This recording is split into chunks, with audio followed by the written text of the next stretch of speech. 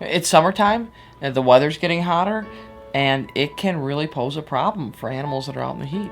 So many people like to take their animals or their pets in the car with them in just 30 minutes. On an 85-degree day, which is a nice summer day, the heat in a car, the temperature in a car can go up to 120 degrees.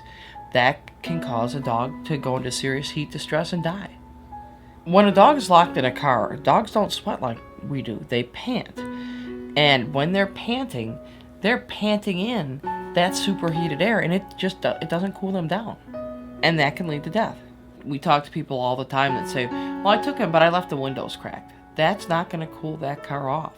If somebody sees a dog locked in a car on a hot day, they need to call their local law enforcement. If they're in the city of Detroit and they see a dog locked in a hot car, then please contact our cruelty department at the Michigan Humane Society. It's serious, and it may mean life or death for that animal. We see dogs left out in the backyard all of the time on cruelty calls. People leave them out in the yard and go to work because they think it's a nice day. It is a nice day, it's sunny out. But those dogs have to have shade.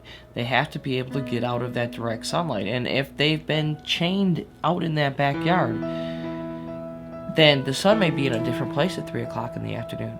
You know, the Michigan Humane Society recommends that dogs are kept in the house. I mean, it's safer for them. But if you do have a dog that normally stays outside when the temperatures are extreme, consider bringing him in the house. Basements are much cooler. When our cruelty investigators are out in the field and they come across dogs, situations they're working on, owners are at home, we provide water for dogs.